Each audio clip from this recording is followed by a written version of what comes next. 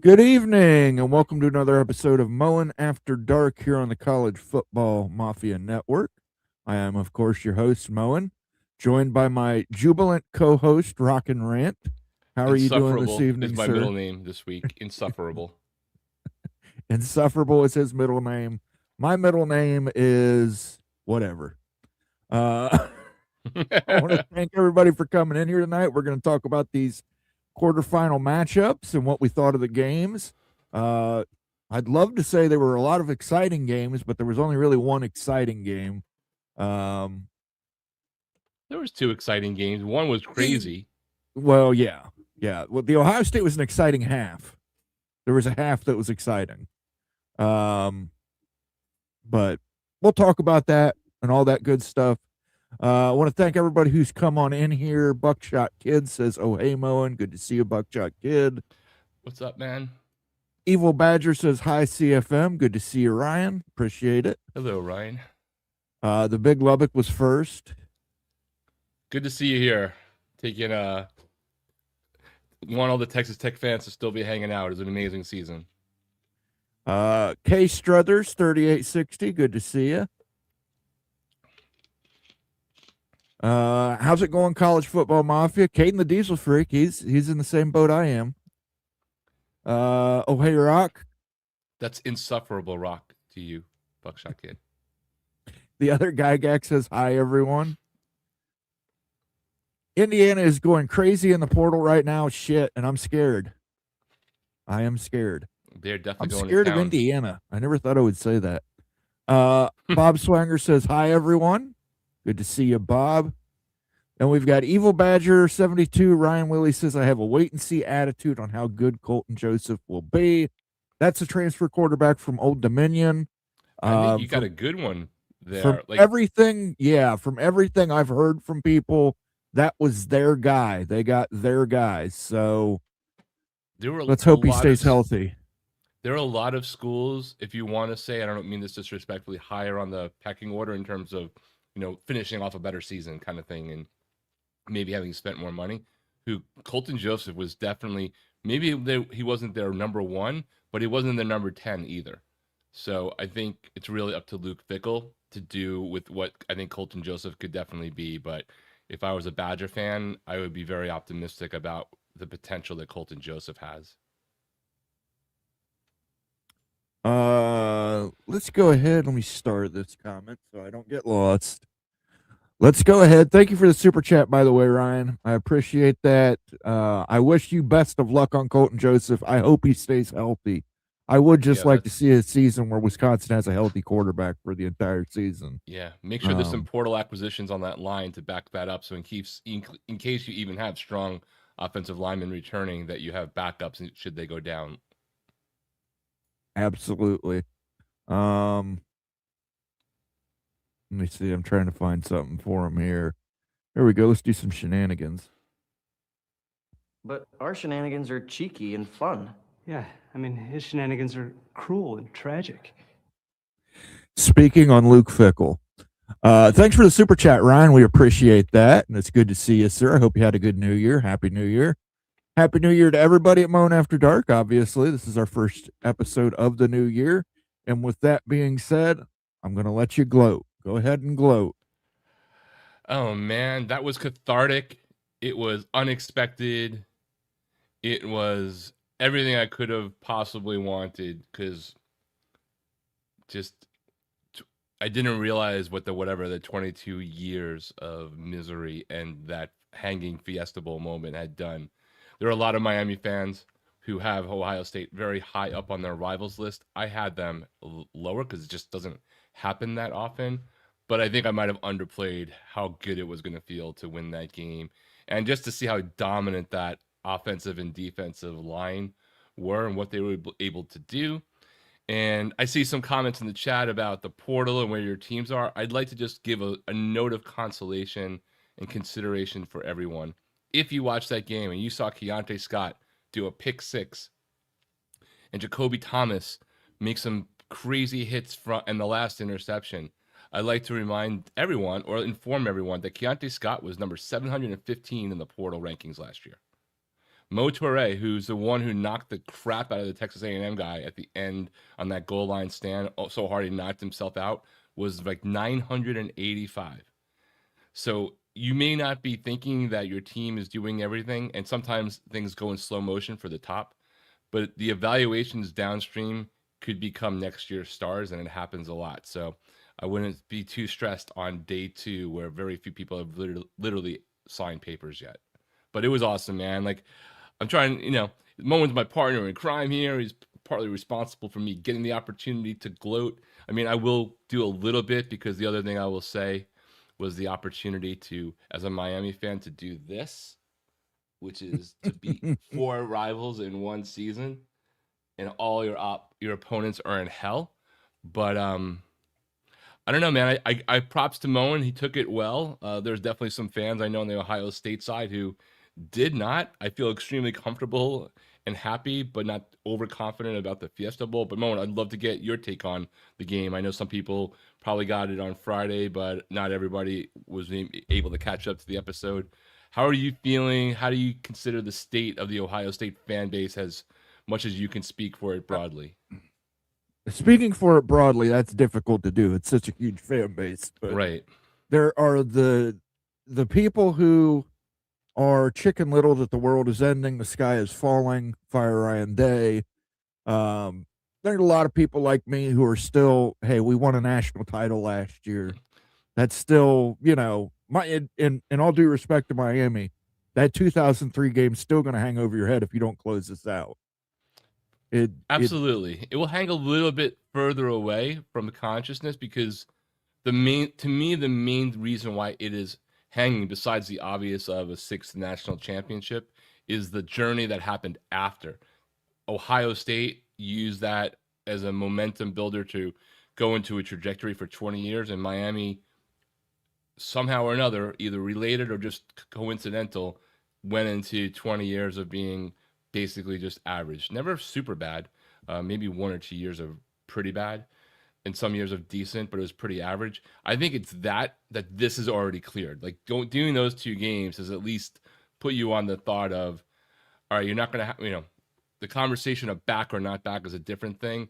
But if you beat, Texas A&M, you beat Ohio State in the playoffs, as good as those teams are, and even if you don't finish it, you're in the right place when it's all said and done. That said, damn straight I want to finish it. Damn straight I want to see a national championship final that just so happens to be possibly in your home stadium, even if it's not, quote unquote, a home game.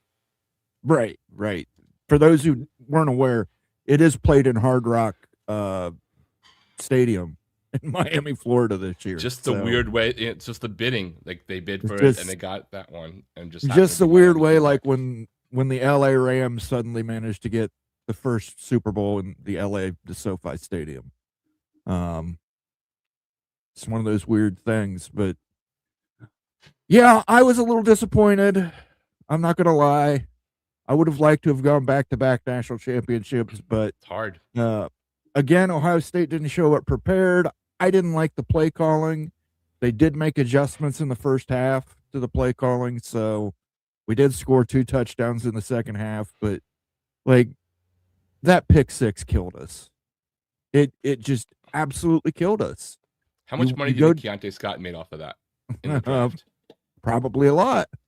But I mean, you can't. I hate, and I ranted on this during the actual show watch along. Texas A&M threw that fucking play 30 times last week. It's not like Miami had not seen that play. Why would like, Miami would not be prepared for that.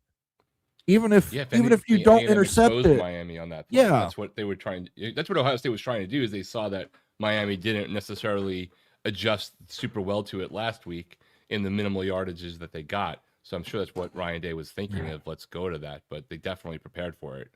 Yeah, they were so prepped for it that it wasn't even. I mean, Jeremiah Smith didn't even hit his block, and it's like, it just ripped it. That's what ripped my heart out. That pick 6, because they were moving down the field. They had some momentum going. Here we go.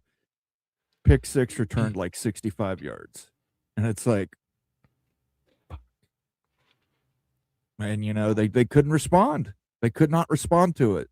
The defense got gassed in the second half.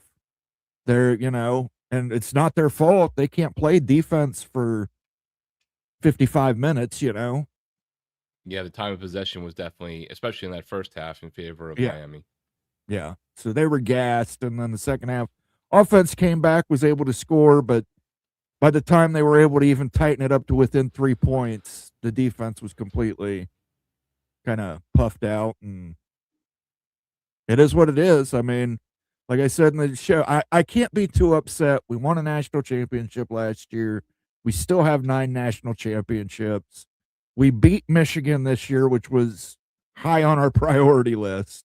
Maybe not as high as winning another national championship, but it was pretty damn high on that priority list. So, Well, it would be awesome if that game did not turn into something that, was a couple of games a decade ago or 23 years ago and turned into something that was happening regularly in some form.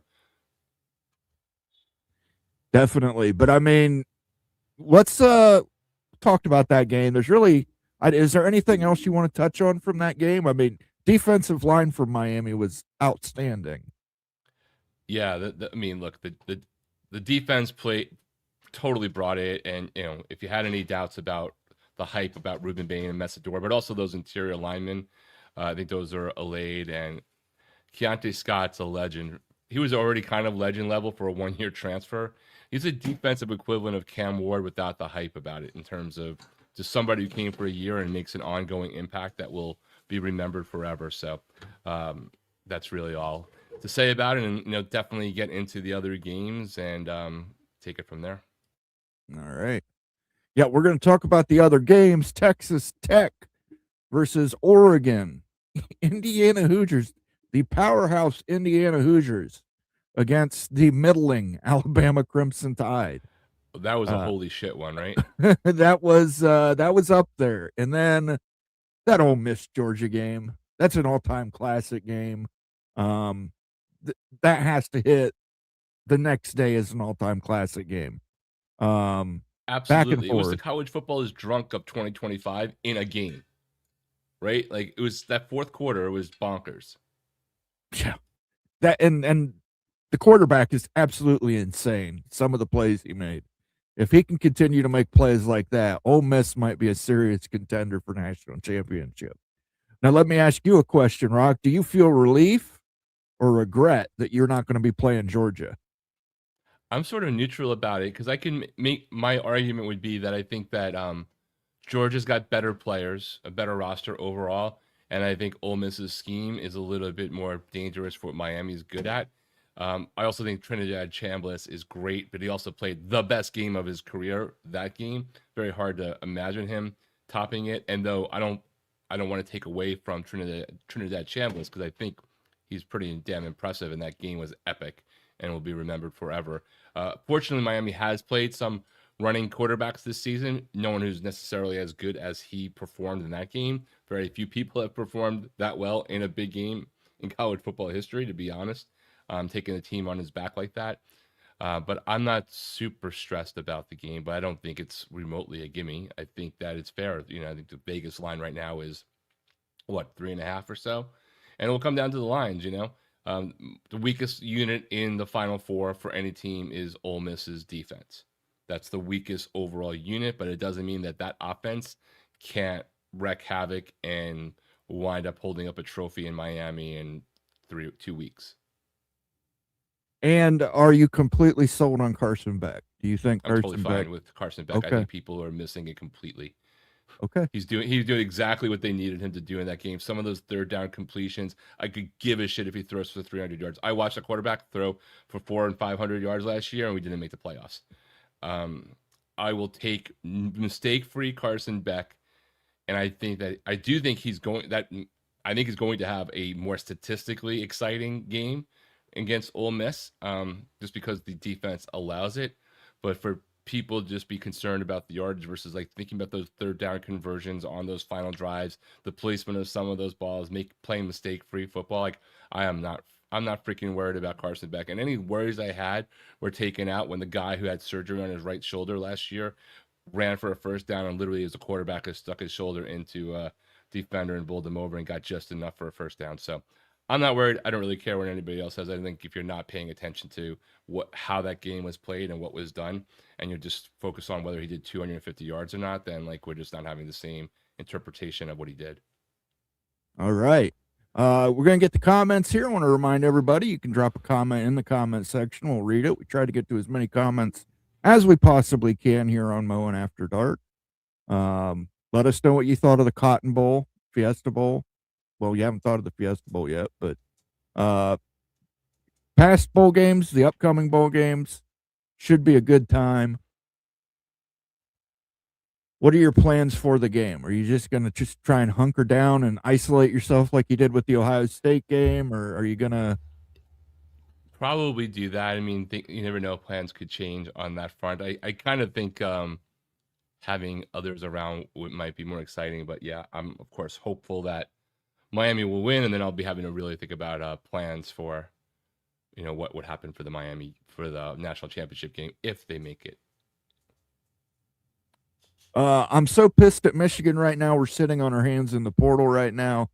Well, I don't tell that to Utah fans, because according to Utah fans, you have plundered every player away from Utah that you could possibly plunder.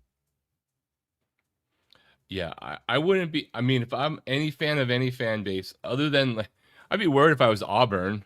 I'd be worried if I was Iowa State and you lost 50 players into the portal and you have the Matt Campbell situation. I wouldn't be particularly worried that you haven't heard whatever breaking news you think you should be hearing from Michigan right now. Again, that's why I mentioned that two of the players that made the biggest impacts on Miami's game against Ohio State were people that nobody really cared about. In fact, I can point to message board genius-like posts on Canes-related ones talking about who the hell is Keontae Scott or Mo Toure and why are we getting a guy from Rutgers. So give it time. Yeah. The portal's open for a couple of weeks. You don't even know who's fully entering. Just because agents put out names of players and then they formally enter, it doesn't mean that there aren't other players that are being backdoored to Michigan right now or to other schools before they formally put the paperwork in, right? And they just are choosing not to do their business in public because they know what they want to do and don't feel the need to start a bidding war necessarily. I mean, ultimately, in a couple of weeks, you'll find out. But a reminder, players just have to enter by the 2-week window. They don't have to sign by the 2-week window, though, of course, most of them will want to sign because they want to get enrolled for school in enough time to make sure they're eligible for spring practices. But there'll still be a trickle of players and coming out. For all you know, man, Marcus, your biggest get from Michigan might be a player who's playing next Thursday and Friday, or this Thursday and Friday, and wants to finish out the season before making an announcement. I'm sure, Marcus, I know you gave, and here's a question from Key4 at PG. What does Michigan need the most? Wide receivers, corners, and a tight end. We know that you gave $1,000, Marcus, for that wide receiver. Is it going to be enough to land Cam Coleman? Cam Coleman seems like he's sticking south, right? But then again, things happen. Things happen. So did Bryce Underwood. Bryce Underwood was definitely going to LSU until he wasn't. So it was tragic. Any news on the Buckeyes getting a new O-line coach? They're not going to get a new O-line coach. They're going to stick with Tyler Bowen until at least the end of next year. That's just, I know Ryan Day's thinking, and he's just going to stick with them. He's done some good recruiting jobs. He's done decent at recruiting. It's just, listen, the O-line got dominated by Miami and Indiana. Those are two pretty damn good schools to get dominated by. The O-line held up against everybody else. And yeah, remember, Miami's going to have most likely two players who are graduating on that defensive line are going in the first round. Messidor has probably moved himself up into the first round, even with a little bit of injury history. We'll find out at the combine. At worst, he's a second-round guy. And Bane's arms could be 6 inches wide, and he's still going to go in the first round, despite whatever stupid crap you hear from Mel Kiper. And Ohio State's O-line did play significantly better in the second half when they figured out that they could run the ball on Miami, Allegedly, we're spending 40+ million in NIL. It better be worth it. Well, listen, it's going to be Kyle Whittingham's first year. I don't know how long of a leash you guys want to put Whittingham on, but I think you might need more than 1 year, Marcus. Yeah, I mean, to me, your target year. Look, you were 9-3 this year. I understand. You only need a little bit of one more win. Probably puts you into the college football playoff. But your schedule next year is brutal. Like, to me, Michigan has their recovery year that's coming up, and I'm not paying attention to it the way that Marcus is for sure. But I have been paying attention to everything with Kyle Whittingham. I think you guys are in a prime position to have a good season and then a great season the year after with just a few additions here and there. Fergie's in the house. He says, "Congrats, Rock. Happy for your mental health. I want either Indiana or Miami to win it all. Sorry, Mo, and Happy New Year, everyone." Hey, Fergie, again, I'm not pressed about it. Won the national championship last year. Beat our rival this year. We got that monkey off our back. So I'm not too pressed about it, but I am disappointed. TV ratings were pretty awesome for both of those two games. I haven't seen the ones for the Orange Bowl and Sugar Bowl yet. I don't know if you've come across them. I have not, but I can't imagine that Orange Bowl got a good number. Yeah, I mean, I'm sure it didn't stick long, but it might have started off strong. Yeah. But the Rose Bowl had a great number, and the Cotton Bowl. Pacific Northwest says Marcus Williams, Michigan will likely get cornerback Smith Snowden. He is not tall, but he is versatile. Yeah, that's the problem. You've got to be really familiar. I'm sure Flo loves this time of year. Yeah, just from a recruiting standpoint. Yeah, he knows who all these players are, who these targets are. But I will say this: don't be too down on your team if you don't score a bunch of 5 stars in the transfer portal. Look at what Indiana managed to do in the transfer portal over the last 2 seasons.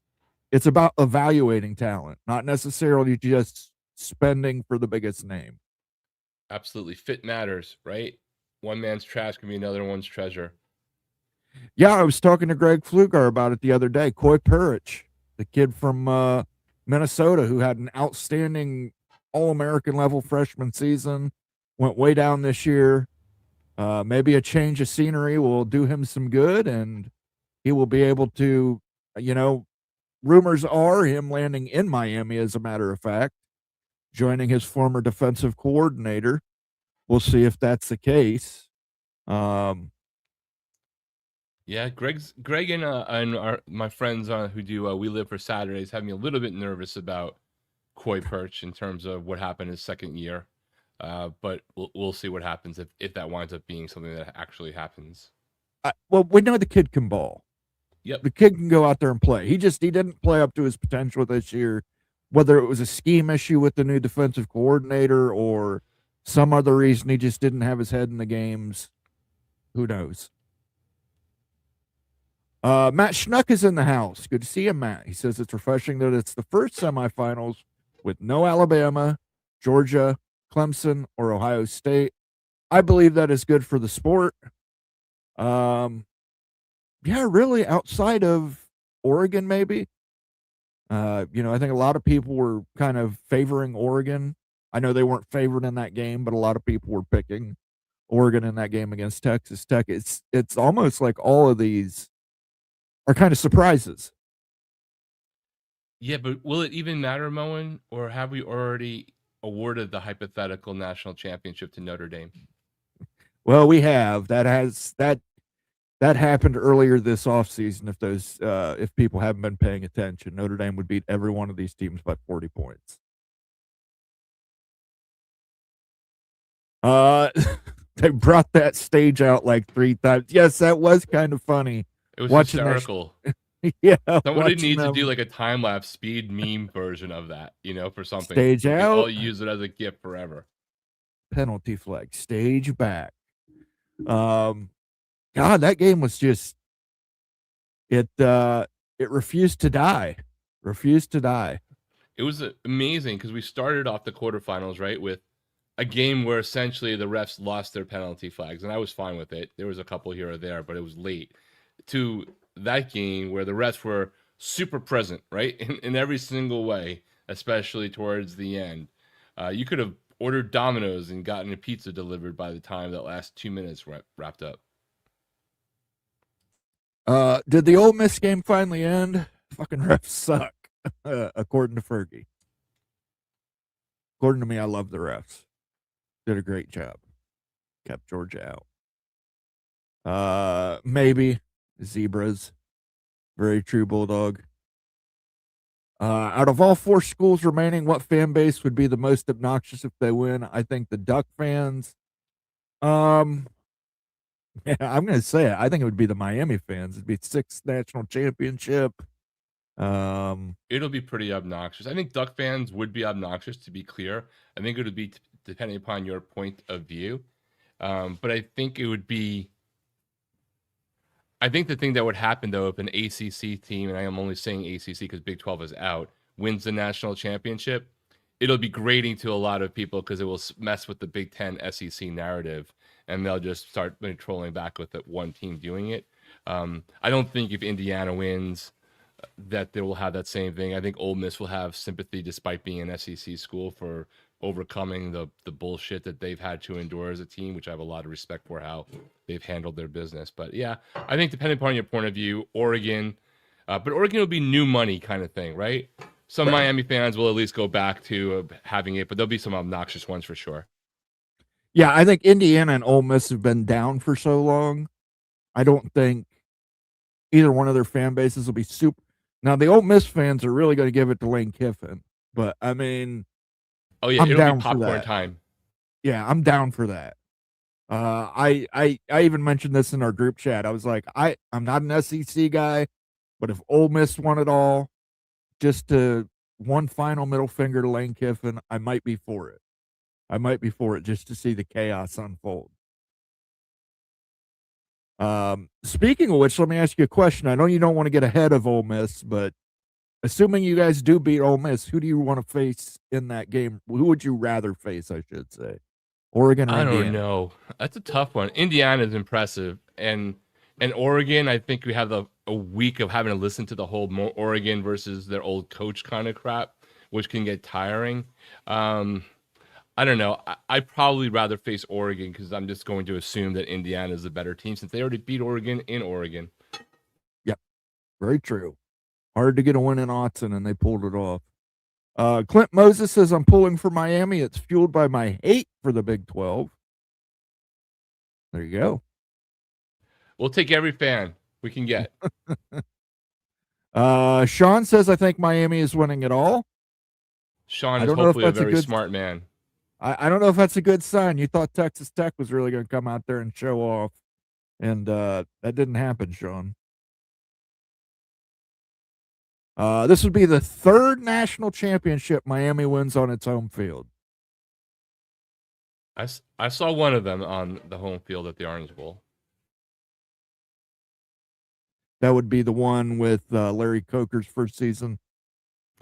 No, that was where was that? I don't even remember where that one was. The one I saw was earlier.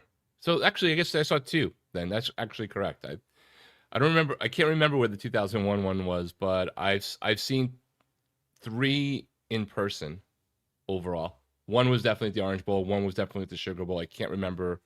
Oh, Rose Bowl was the 3rd one I saw. Larry Coker was at the Rose Bowl. Yeah, I've seen 3. I've been to 1 and I've seen 3. I was at the Fiesta Bowl. Bulls fan 2K7, a falling tide, pun intended, lifts all boats. I can't wait to see what Heartline does at USF once this craziness of the first year is over. Yeah, I was a little surprised. Lincoln Kienholz ended up going to Louisville. I thought for sure he was following Brian to USF, but maybe Brian's knows something we don't know. Look, I mean, Brahm's a quarterback guru, right? In theory. In theory. And Kienholz, I mean, he's not a terrible quarterback. He just, his first game was that Missouri game a couple years ago in the bowl game after McCord left. And, yeah, it was ugly. Miami is auditioning for the Big 10. I think Miami doesn't need to audition.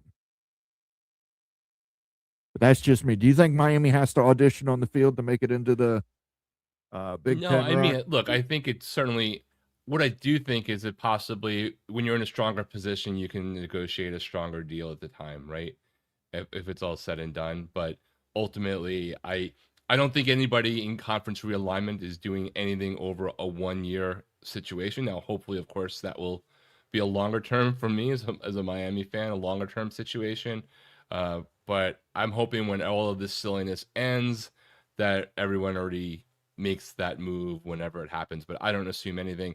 I would like to say I'll take back some griping at Dan Radakovich, who I was mad about for being quiet and passive on the side, and whether because of strategy or dumb luck, I'd like to thank Clemson and Florida State for giving Miami a shitload of money through the success. Yeah, I heard initiative. from a lot of Knowles fans about how you owe them for this.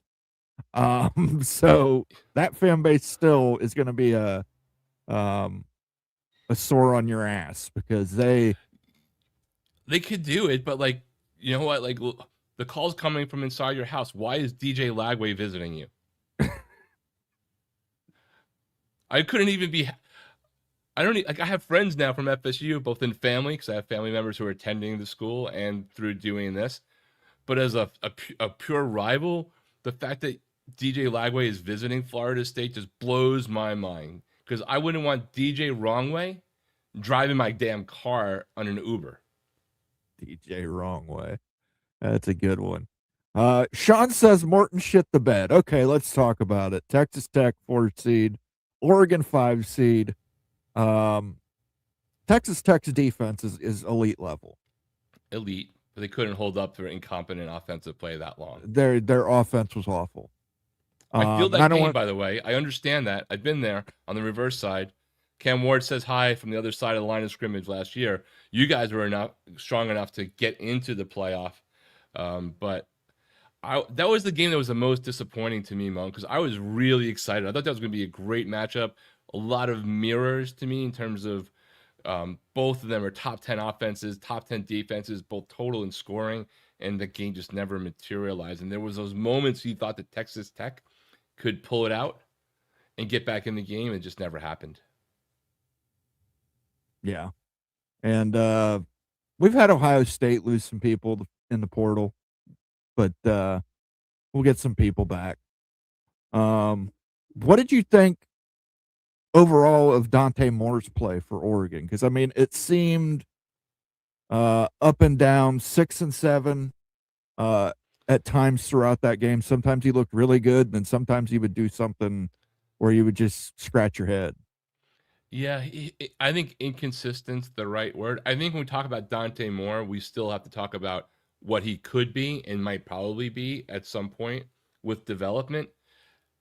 If I'm Dante Moore after today, I sit there and I go, I'm bringing my ass back to Oregon, because the last thing I want my ass to do is wind up on my pro team, the Jets, who secured the number 2 pick, I believe, because the last time I checked, they were getting boat raced by the Bills closing down Memorial Stadium. Fernando Mendoza is definitely going to the Raiders, even though it's probably the most off-base pro cultural fit that I can think of for that old team's persona. But if you're Dante Moore, do you want to wind up on the Jets? And I'd love to have him, but I actually don't want him either, because I don't trust Aaron Glenn unless he gets fired for getting, I think, maybe shut out. I don't know what the final score wound up being. And he should be a one-and-done coach. And I don't believe that he or the people around him can develop a quarterback. And I think Dante Moore, if he comes to the Jets, would fail. So in that game, I think he was inconsistent, but he is also fortunate on the timing. If he chooses to come out, he's going to be the second quarterback off the board. Yeah. And I'd imagine he has to come out. I think he has to, and I feel bad for you, dude. I mean, I'll buy a green jersey with your name on it, and then I'll put it in the closet, and like I have my Sam Darnold one, who is now killing it for the Seahawks. Could be worse. You could have Matt Leinart as a quarterback. I'm just saying. I mean, I guess Matt Leinart was pretty stinky. Not Mark Should Sanchez. we talk about our previous quarterback, our former BYU blonde blonde guy who got beat up by Quinn Ewers in Miami to come in and replace Tua. Yeah. Zach Sorry, Wilson. Sean. Cignetti just impresses the hell out of me, coaching jealousy. Like I've said over and over, Cignetti I do not like, but I don't like him personally, and that's probably because he's not my guy. But that man is a bad, bad man. How it took him this long to get to Power 4 is beyond me, because it's certainly not something that's coaching skill just materialized at the time that it did. He's clearly the best coach left in the playoffs. LSU is going to get a visit from Sam Levitt. I don't know that I like that fit. What do you think about that? I like Sam Levitt. I don't necessarily think he's a good fit for Lane Kiffin, though I think Lane Kiffin can work with a lot of different things. That injury that Sam Levitt has scares me if I'm any team, because it can be one that he is healed up in plenty of time for the beginning of not spring, but for summer camp. But that injury has a wide variance on what ultimately happens. So hopefully every team is taking due diligence. He scares me. I know that Miami had a bid out there, but isn't necessarily massively going after him. They might be the fourth one out there. I think I don't get the Sam Levitt to Kentucky thing as much as I think that Kentucky hired a good coach, getting Will Stein from Oregon. That just doesn't seem like the best place to go in year one, unless you think he's going to pull a Curt Cignetti at Kentucky on the offensive side of the ball. Speaking of Curt Cignetti, he got a huge commitment today. I don't know if you saw this, if you had time to see this before the show. Josh Hoover from TCU is now an Indiana Hoosier. Hoover the Hoosier. That's a good fit. That's a good fit. That is certainly going to be fascinating to watch. Brendan Sorsby, they now predict, will go to Texas Tech. And I saw your video on the $6 million quarterback. I don't see the money there for Brendan Sorsby, but apparently people are overpaying now. So we're in that phase. I know the numbers there for sure. If you look at it, because Miami's definitely involved, or at least is trying to be involved. I think there's a scarcity of quarterbacks at the top that people think are instant plug and play, keep you running for a national title. And once you get past, if the average for a good quarterback is $4 million, for the ones at the top of the list, the bidding war is just scarcity creates that opportunity. Yeah. I mean, if Texas Tech is willing to pay it, I mean, to them, that might be a drop in the bucket. I mentioned it on the show we did on Friday. I think Texas Tech is going to have to spend 50 to 55 million to compete for a national championship in this new era of college football. Yeah, they still have to, and this is no disrespect, they still have to pay for a little bit of a tax for being, their tax has gone down because they made the playoffs, right? Mm-hmm. And they got to the quarterfinals. So tax has gone down. They still have to pay a little bit of a tax for Big 12, just like ACC schools do. And location for some, not for all, right? Some people, it's a very appealing. It's the state of Texas, which is a massive place for college, for high school football players and college football players wanting to go home. But you know, they're still gonna have to pay a little bit of a premium. And I'm pretty positive that the number is around $6 million for Sorsby. It's not from me, but like my partner in crime on CFB Express is saying the number is there. It's probably there. You know, maybe he takes a discount, but like if Flo's telling you that it's probably around that number, I'm happy to be proven wrong, and we'll have that conversation in the receipts. But I would venture to guess that that's around the number it's going to be. Yeah, and this is going to be fast and furious for the next 2 weeks. So, before anybody panics about portal additions, portal departures, I let it settle, because Ohio State's had some 5-star recruits. They are going into the portal. Playing time is an issue. Miles you guys Graham, are getting SEC'd, basically, right? Yeah, you're getting SEC'd. what Georgia and Alabama and others that have brought the mean down, but not being able to have like your third string player be a past 5-star that you're just developing for another year down the road. Right. And I mean, that from Graham's point of view, I'm sure he's looking at it as, hey, I've got Chris Henry Jr. probably coming in to the pitcher next season. He's going to get a lot of playing time, I think. I think he deserves it too. He's probably the best high school player in America. And then you've also got potential of adding a transfer wide receiver. Ryan Williams says he's not transferring from Alabama. I'm kind of surprised at that, but I also want to wait and see on that because a lot of things can change. And after that loss to Indiana, I don't know that Ryan Williams wants to stick it out there. He's kind of had a downturn in his fortunes. Maybe he's like Coy Perch. He just needs a change of scenery to.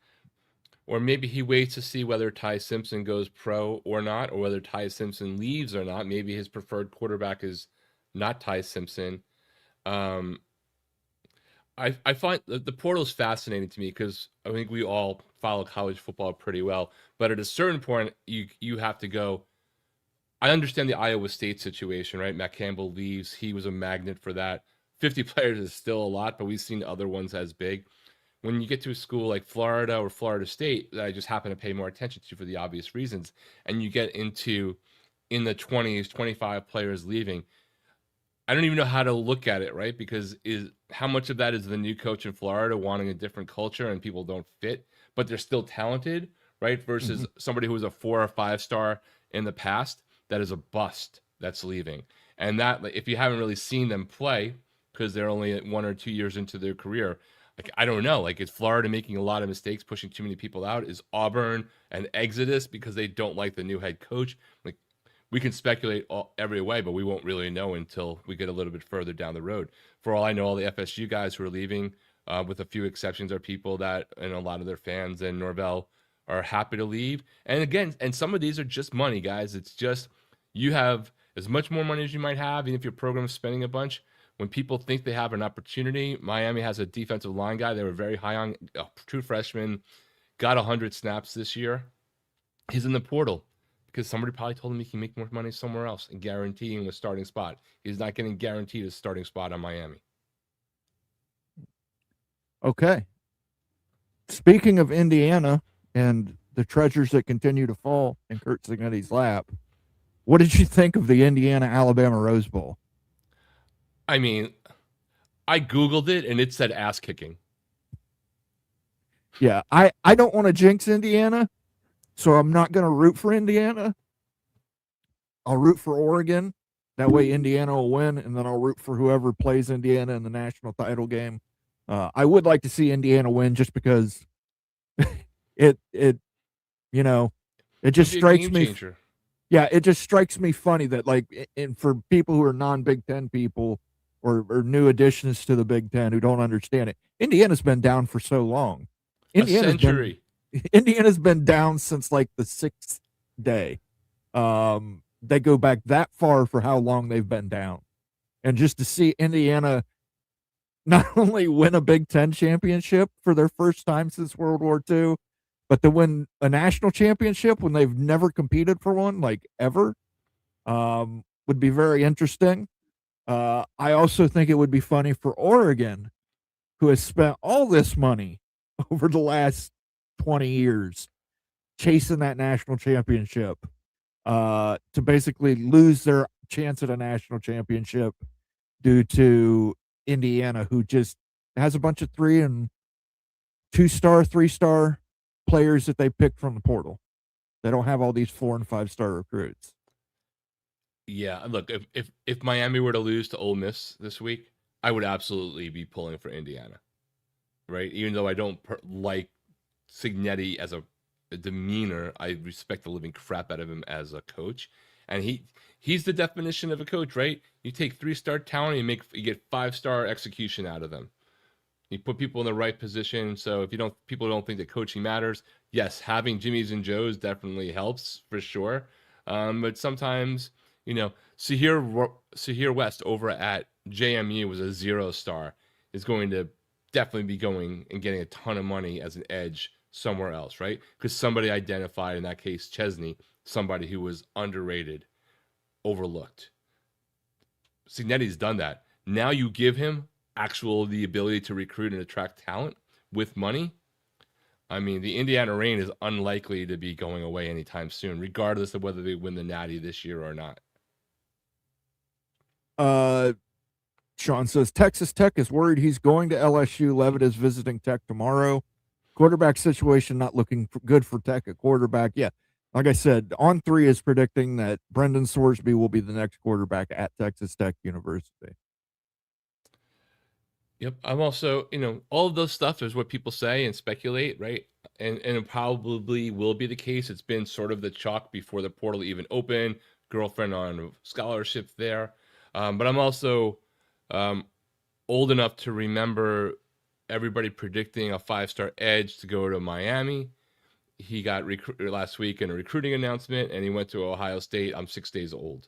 So until things are done, they're not done. But I think it's very likely that Sorsby does wind up at Texas Tech because that's been the narrative for a while here, barring something different happening. Here's a great question. Buckshot Kid, Rocks, if Miami wins on Thursday, are you going to the national championship game? Absolutely. I already have my tickets. I have my confirmation that I can get the tickets. So. Okay. I was going to say that's a little bold, but just no. But you had to place, if you were an alum booster or anything like that, you had to place your overall ticket order like 3 weeks ago, and you got a confirmation that if your team goes, you will get charged on this day for these tickets. So. But you don't know where you're going to be sitting yet. No, I don't. Plus, if I'm, able to go, assuming I'm able to go, because I still have to work out the other stuff, but if I were able to go, I will be taking advantage of people who don't know the market and selling my tickets and trading up and changing the new seats and eventually probably winding up with an extra one from one of my friends. There you go. Becky Go Huskies is in the house. Good to see you, Becky. 31.5% of college football players have entered the portal. 4,500 plus players are now in the portal. That is nuts. That is crazy. And a lot of them will not find homes. What are the odds I can get Tree Fitty from Texas Tech? He keeps coming back because you keep giving him Tree Fitty.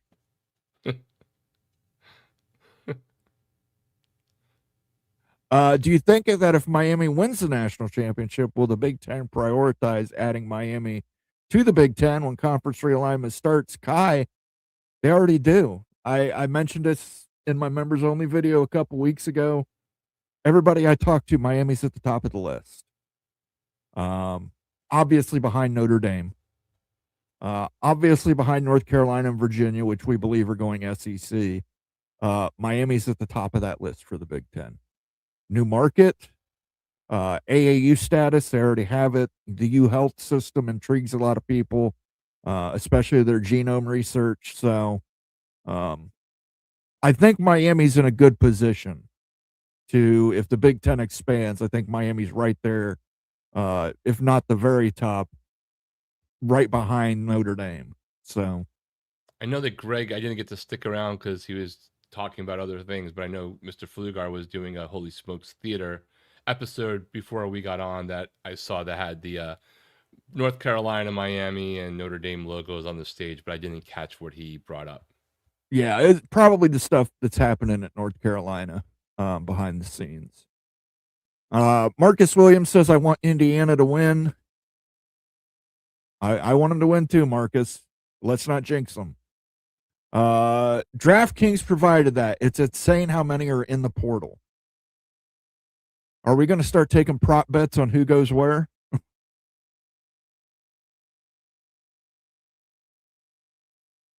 BYU doesn't have anyone in the portal with any significance yet. I don't know if it was DraftKings or Prize Picks, but one of them basically added a new feature that lets you trade things like stock options on things, so that whatever that other prediction market is, that one of those platforms just added basically a sports prediction market as opposed to a betting market. Kalshi. It's called Kalshi. Somebody added a version of that. I just can't. I registered for it while I went to the app the other day. I just can't remember if it was DraftKings daily or Prize Picks. Yeah. Indiana is the worst program in college football history. This would be hilarious. Indiana Husker Magic brings it up. Indiana was the only bye team to win. I talked about this a little on Friday, but I hate this argument. I think it takes away from the teams that won. I think it's just a cop-out for Ohio State to say, well, we had a bye and bye teams lose. Well, you had a bye, but Miami was the better team on the field that night. Yeah, I don't really want to hear the bye. I think there's a valid thing to discuss of whether the buys are not necessarily a benefit for those who are getting them, but it shouldn't be an excuse. Earlier in this year, Miami and like 2 other ACC teams were screwed by the ACC by basically getting 2 buys in 3 weeks. You only played 1 game in 5, essentially, right? When it was all said and done, you still got to win. Be ready. Kurt Signetti had his team ready, and then some. Yeah, and the same thing with Texas Tech. Oregon was the better team on the field that day. Yeah, I don't know. I don't buy the buy argument yet. I don't buy it. Sure, understand statistically speaking, 1 out of 7 or 1 in 7. Completely get that, but I don't want to take away from the teams that won. The Big Ten wants Miami, and their recent success only makes their case. Bob Swanger says Miami is already a priority. Becky Go Husky says we all want Ole Miss to win because of Kiffin leaving.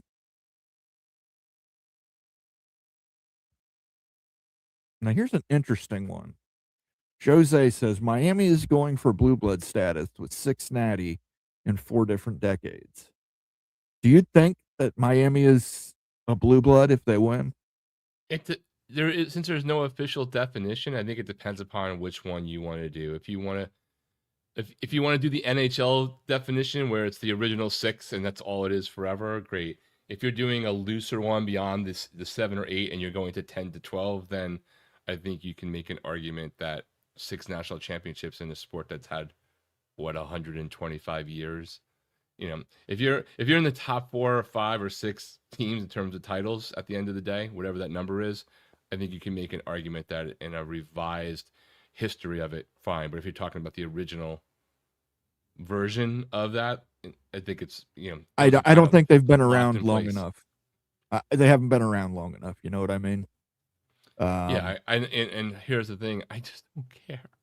Okay. I don't even know what it means. What does it mean? Like, Indiana is like an old blood. They've been around for 125 years and have sucked. All that matters is that they don't suck anymore. There you go. It's not like you get do you get an earlier draft pick, or does it help you? Hey guys, come to play for my school because I'm a blue blood. I think it matters in the sense of, hey, you've been around for a long time, an established program, and if that then led to massive boosters, right, and tons of resources, great, right? But you could have been a blue blood. Nebraska was definitely a blue blood, right? Well, that's my other question. If Miami can't ascend to be a blue blood, what's the definition of Nebraska no longer being a blue blood? Or they've been forever a blue blood, even if they were a blue blood 6 forever. They were a blue blood. They were a blue blood. They're just, I think they're in the same boat as Miami is. They've had 20 years of bad play. Right, but I guess the question is, if you're saying Miami can't, or whoever, we're just using that because you brought it up, that Miami can't become a blue blood if they win a 6th title, lost 4 others, right, in the same period, roughly. Mm-hmm. If you can't become a blue blood because you haven't been around long enough, the reverse would be you can't lose blue blood because you've been around long enough. It's an interesting question. I certainly think that Miami should be in the discussion, but I think what's going to penalize them is the 1940s, 50s, 60s, 30s. Most of those teams with blue blood status had success in those. Well, Miami definitely did not have any success in the 1920s because the school wasn't even existing. Right. Wasn't even existing. So they're 100 years old next year, right? Wait, and I need to just drop. Can you guys use Google? Can you use Google? If you're going to say all-time historical losing, you can't say that if your record's 636 and 358 over history. Who are we talking about? I'm just responding to a chat Okay. comment. Okay. Yeah, you lost me. I'm not there yet. No. I just happen to see it in my corner of my eye. Like, I guess my question is, like, if your all-time record is 636 and 358, and you suck the How, last 20 years, like, are you really a how historical many? loser? Yeah, how many national championships do you have? 5. 5. You might be. You might be convincing me that Nebraska is no longer a blue blood. At least you're convincing me. 5 and 4 that I can remember competing for and losing. Like, there's there's the Fiesta Bowl one, there's the one to Alabama, there's the one to you. That's at least 3 that you were in the running within that period of time. I was surprised they went to the 68 Rose Bowl. Must have been gifted of no back-to-back bowls in the Big Ten at the time. Yeah, I'm not sure. I didn't really look into that, but that used to be a rule in the Big Ten that you could not go to back-to-back Rose Bowls. Oh wow! So the number, I didn't know that. Yeah, the So number. what happened if you won the conference? Well, you couldn't if you both won the conference. Indiana had to win the conference to do that. It was a split conference championship because we didn't have a conference championship game, so it came down to records. So if Michigan went in 67 and Michigan and Indiana both won the conference in 68, but more people would want Michigan to go, but because Indiana hadn't been there longer, Indiana would go. The same thing happened in the 1990s when Northwestern got good. Ohio State and Northwestern never played each other that season. It was just one of those weird seasons where you missed the really good team. They never played each other, so they had the same conference record. Ohio State couldn't go to the Rose Bowl because they had been there more recently. Northwestern hadn't been to the Rose Bowl since like 1943, so they got to go to the Rose Bowl that year. And they ended up winning that game. So, Mo, outside of like it being an interesting debate in the off season, what exactly does being a blue blood to you actually get you, other than saying you're on I think it boosts you. I think it does boost you in recruiting. I think it does, especially in the area that you're recruiting. Like for Michigan and Ohio State and Penn State, I think it makes it easier to recruit in the Rust Belt. Notre Dame as well, easier to recruit in heavily Catholic populated areas, just because of the mystique of it.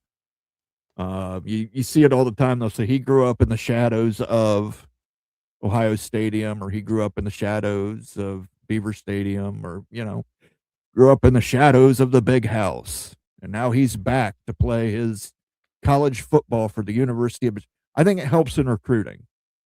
The other thing I think it helps money-wise because it helps in merchandise sales. There's a lot of people who are fans of Ohio State that have never set foot in the state of Ohio, have no connection to the state of Ohio, but they're Ohio State fans.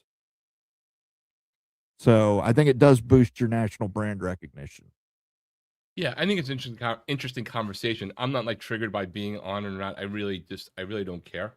It's just more of the conversation about it. It's interesting how it's defined, because I can pull up lists from respected writers that Miami's not on it for sure, and other schools like Florida State are not on it, to not make it just be about one school, and then I can pull up others where they are, and they're just, whose definition are you using?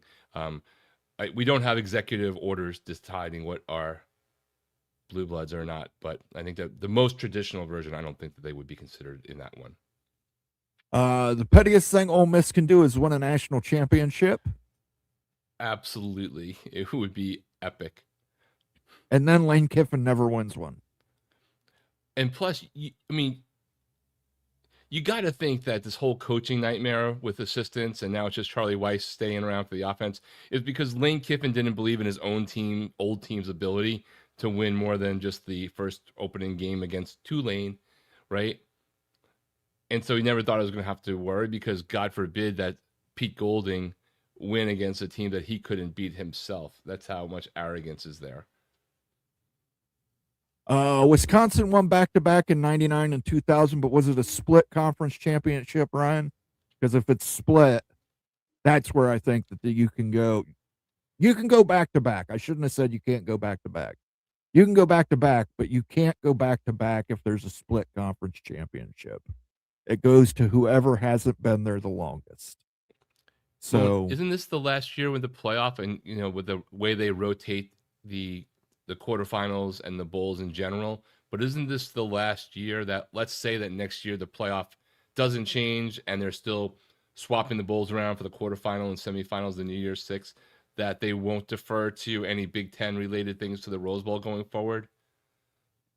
check out my members only video this week where I tackle that very subject. Interesting. Well, Thank you for the membership. Yeah, thank you for the super chat, Ryan. I appreciate it. We will go into more depth on that one. And what I'm hearing from Big Ten folks and SEC folks on that. But thank you for the super chat, Ryan. I will give you a little bit of your beloved on Wisconsin. Thank you for the super chat, Evil Badger.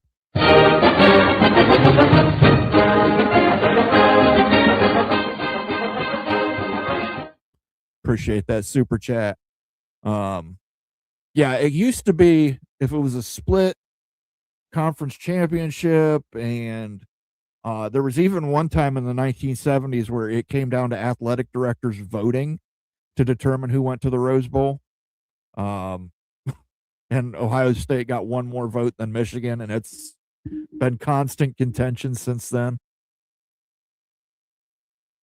The family of non-Big Ten teams with 3 or more football wins over the Ohio State Buckeyes: Bama, Clemson, Florida State, Pitt, Stanford welcomes Miami Hurricanes to the fold. Here are your flowers. I didn't see Notre Dame in there. Interesting enough.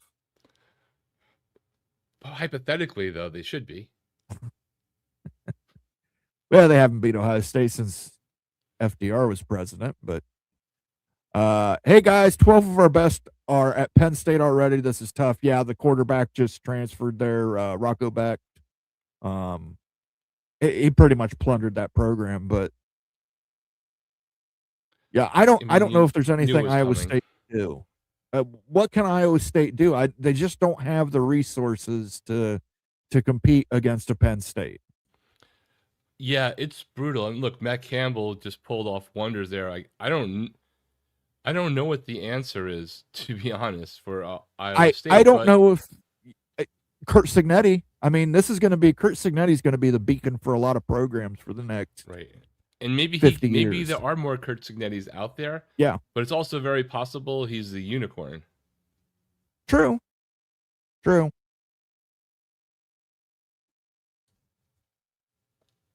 Got another super chat here from Becky Go Huskies. Oregon-Washington rivalry took flight when Washington voted Cal PCC champions, that's a Pacific Coast Conference, over Oregon. Yeah, it was in the mid-'70s. Something similar happened in the Big Ten where the athletic directors voted on who got to go, and it was interesting. I don't know how the vote actually split out, but I think it was just like one vote more went to Ohio State. Thank you for that super chat, Becky. I'll give you a little Washington sounder as soon as I can find that bad boy. Right there it is.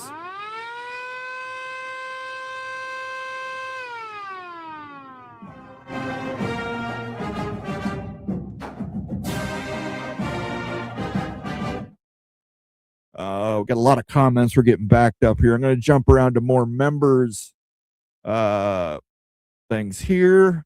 There are still 4 Big Ten teams that don't have 3 or more wins over the Buckeyes: Nebraska, Rutgers, Maryland, and the Oregon Ducks. The Oregon Ducks are close, though. They're at 2. I know they're at 2. Miami and Ohio State's now what, 3-3 historically? 3-2, I believe. Check that.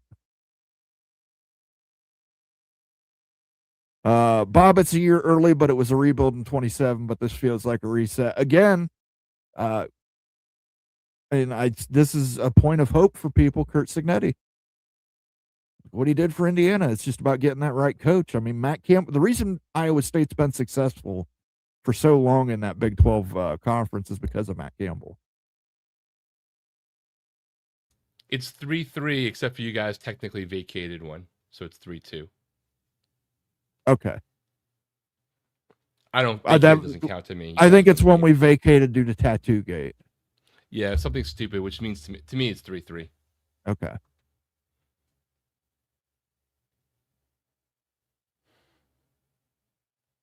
Tree 50, which with the Lubbock tax is like 1 million walk away money. I mean, look, Cody Campbell's got the money to do it. That's the other thing, Stormy Cyclone. If you could just find a rich billionaire to fund your program, you can get kids to come to Ames. Look, I've been to I think Ames. I Iowa like State Ames. might have landed the right coach for the program. It just might take a second before he can rebuild what was lost based off of the trajectory and how much money it would take to fix that fast. I mean, all 50 of those players are not winding up at Penn State. I'm wondering how many of them are going to boomerang back maybe to Iowa State.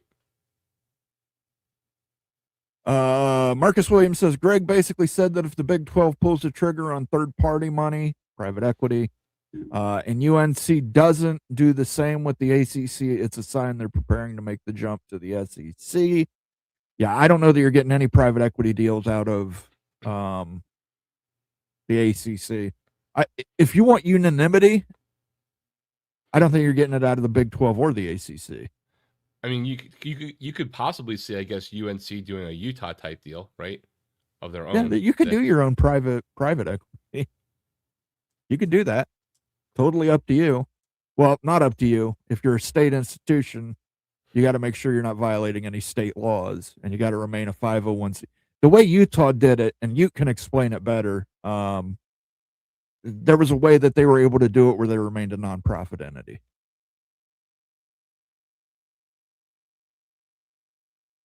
Marcus says, I consider them a blue blood already.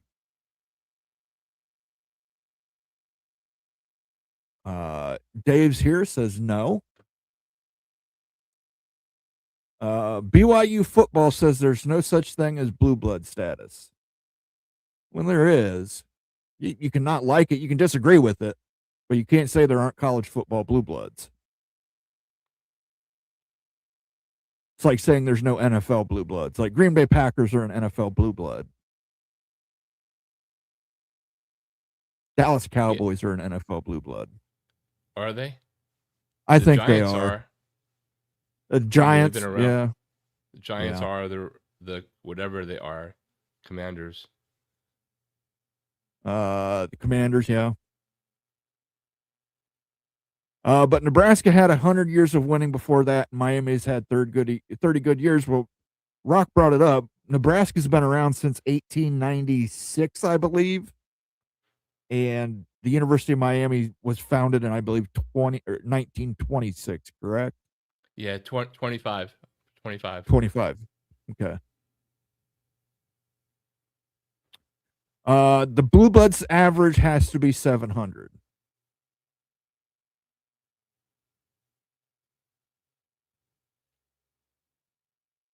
Uh, 65% win percentage and 5 natties. Miami has a better argument than Nebraska.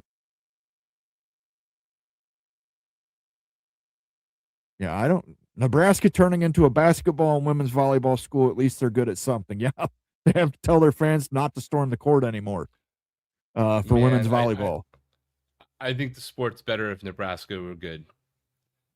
But I don't think that rules the guy. I agree. They never should have fired Bo Pelini. I think they did a Mike Norvell-like deal without even having a great year like Mike Norvell had when he got that deal. And I tell people all the time, Bo Pelini was an asshole. I've met Bo Pelini. I can verify he's an asshole. But he was a good coach. He was a good coach for that team. It was 1974 that OSU ganked the Rose Bowl for Michigan, even though they had been there more recently. Yeah, again, that was a weird situation. I would have to read up on that, on why that took place exactly. But there was something weird that happened there. Because Michigan fans bring it up damn near. It's one of those things that it's, what, now 60 years old, and they still bring it up.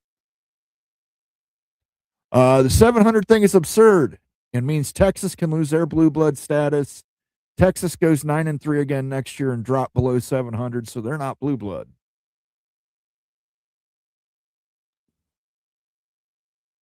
This conversation always does this. I didn't start it. I know. I'm trying to debate whether or not I ever thought Texas was a blue blood. I mean, huge brand, historical brand, but prior to winning that national championship with the guy who went to the Tennessee Titans, Vince Young, when was the last time they won a national championship prior to that? I do not know the answer to that question. Yeah. Somebody Can Kurt Signetti it and tell us. Yeah.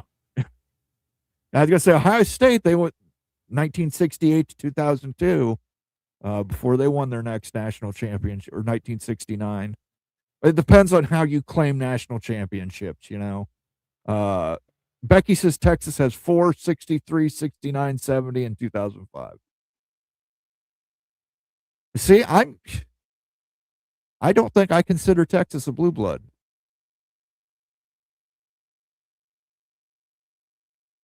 I don't think being a blue blood means anything, just sustained excellence. It does get you on TV all the time because of the size of the fan bases. That's true. And being on there all the time, it starts building up.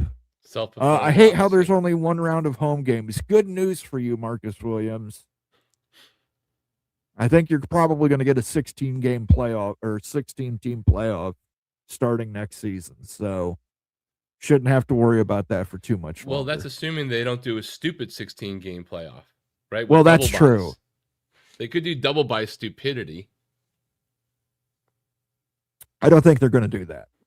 I think you're getting a 16 and a 5 plus 11. Moen, with all respect, you pay attention to college football. When did the college football? When was the last time? I know. Miss a chance to do the stupidest ass thing. I hear you. But from what I'm hearing, you're probably going to get a 16 team and a 5 and 11. It's looking like only Charlie Weiss Jr. is going back to Ole Miss now for the rest of the playoffs. 3 were, but now I'm hearing only Weiss. Disappointing.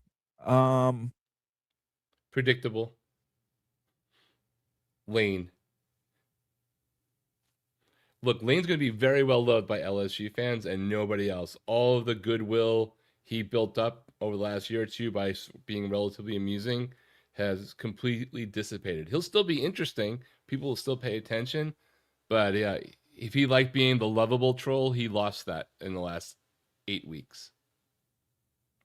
Yeah, he's an asshole. He's an asshole.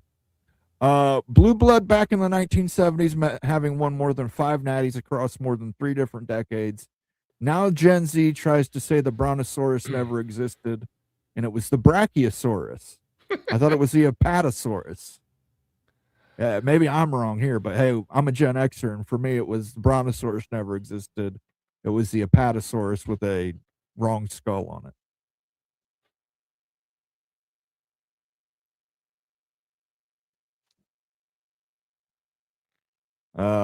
You seem like more of a Tyrannosaurus Rex kind of guy, though. Meat eating, yeah, not a vegetarian. Not a vegetarian, but because see, I think T-Rex had a lot more enthusiasm than I do. I need I'd be like an Ankylosaurus, just eating grass, nothing fucks with me.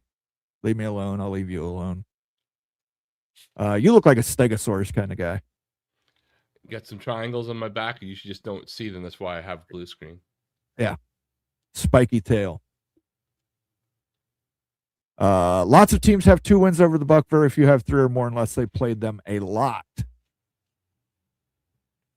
There's always a loophole for nonprofit status. I sit on the board of 3 nonprofits and things get dicey when doing business, but there's always a way around laws. Get with Nate and figure out how we can make College Football Mafia nonprofit, Becky. Are the Cowboys blue bloods? We've only been around since the 60s. Yeah, but I mean, you got to keep your definition straight then, man, because you're contradicting as we go. I don't know. I would consider Dallas Cowboys a blue blood NFL team. But I mean, maybe I'm only considering it looking back at the NFL from the merger onward. True. I mean, that's a defining tipping point for sure. But does that mean no AFC teams ever can be blue bloods? If you by that, if you're saying you're looking at it from the merger, then you can't do any AFC teams. Well, sure Not you saying can, that because one deserves to be. well, like Cleveland Browns were an NFL franchise. Right, they became sides. AFC when the merger happened. So there are teams that fit that. Aaron Frazier's in the house. He says modern CFB owes a lot to Miami and the rise of college football in the state of Florida. Miami changed a lot of things in modern college football. Speed on defense. Miami was the first school in '87 with an apparel deal from Nike. All of that is accurate.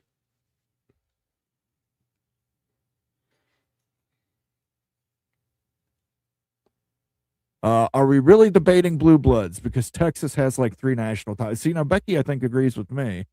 Is Texas a blue blood? I never considered Texas a blue blood. I consider Oklahoma a blue blood.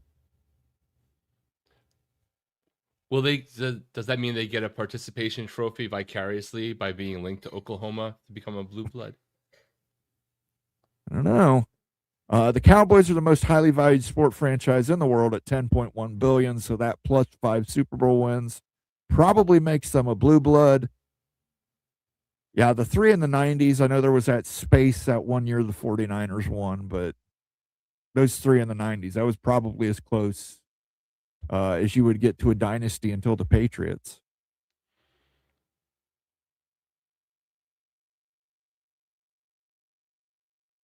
I'm sorry, it was men's basketball that told fans to stop storming the courts. I just assumed it was women's volleyball.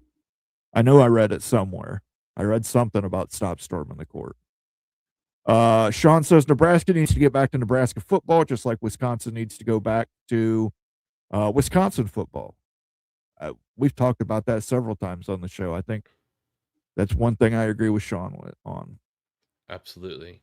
First thing would be firing the coach that took you away from Wisconsin football. Second thing would be not re-upping the person who hasn't remotely delivered Nebraska football. All right, let me get to 1 or 2 more comments, and we're going to do our last call for the evening. Becky Go Husky says they all went back to Ole Miss from what Ross Dellinger reported. They just have to do 2 jobs at once. This is going to be the best part of that bowl game, I think, is who shows up for Ole Miss.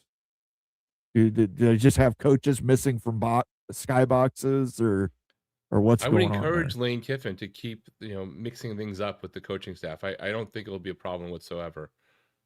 But it could actually be a weird benefit, man. The more you have us against the world mentality, that does a lot for teams, exceeds even their capabilities when that happens.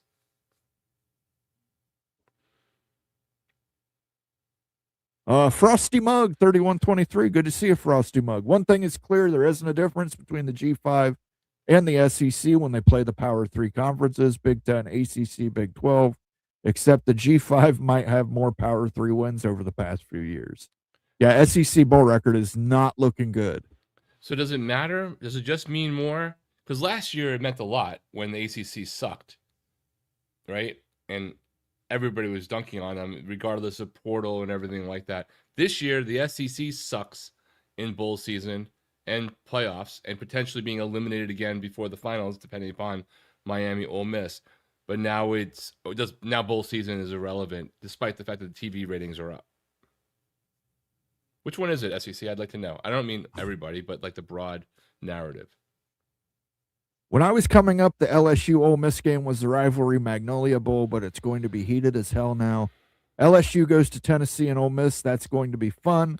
Yeah, it's funny, Opie, you mentioned that. I used to date a girl who was an LSU fan, and her family was all tied to LSU. And for them, it was nothing but gumbo dumbo. That was the rivalry, LSU, Alabama. I think the LSU Ole Miss game next year is going to be freaking epic. Extra security, all that crap. Yeah.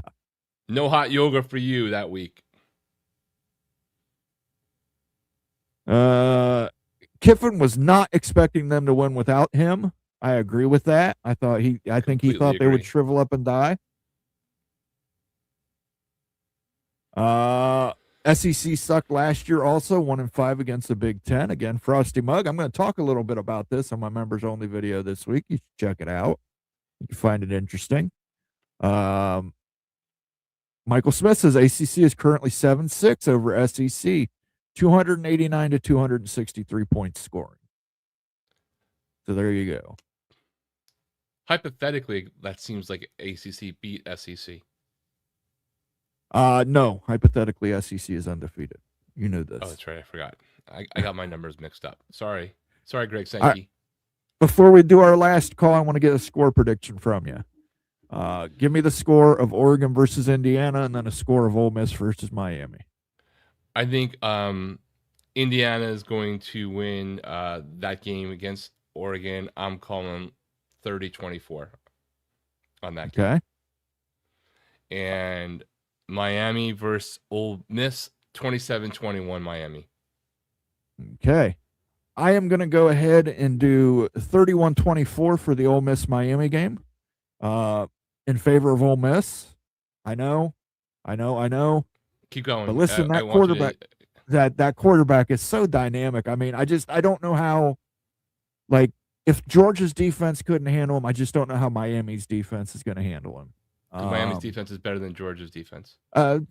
Sure, but I mean, I don't know that Miami has the offensive firepower. And again, Malachi Toney, the real deal. Not taking anything away from Malachi Toney. I don't know. I see Ole Miss winning that game. I see Ole Miss making it to the national championship, and I love the idea of that. Indiana, I think Indiana probably opens it up. Dante Moore starts making a couple mistakes. Finney Jr., the cornerback from Oregon, though, really good cornerback. Mendoza better be very aware of where he's at on the field at all times. But I like Indiana in that game as well. I will say 31-20, Indiana. Yeah, I think Indiana is most certainly in a great position to win that. But I would like to remind everyone, take Moen's picks with a grain of salt, because I am just eking out a win over him in the Mafia Bowl Mania Challenge. He is first. I mean, I am first, but Moen is second in his defense. So you have to choose wisely on your journey here in this competition. Yeah, absolutely. I had a shitty regular season, though. Absolutely, because that's what it's all about. It's about bragging rights for the college football mafia family. All right. That's what we're here Rock, for. Last call for you. Go ahead and gloat some more. Hey, man, like, it's not house money, but I am completely satisfied with where things have gone. Now I want more. I'm looking forward. Inject the hate into my veins. I'm glad Moen picked against Miami. That is a good omen for these playoffs so far and many times during the season. So I almost think that's a will of grace. But I will be insufferable online this week, and I will be super insufferable if they win. So I apologize if you come with bad takes. I will be very, very mean about them. But I will still be targeting Notre Dame fans because you still won't shut up. There you go. For my last call, January 23rd, I believe, is the cutoff date for the new playoff format. Yes. Brett Yormark says they are going to be having meetings up until that date. I think something gets done. 5+11. I think we go to 16 teams.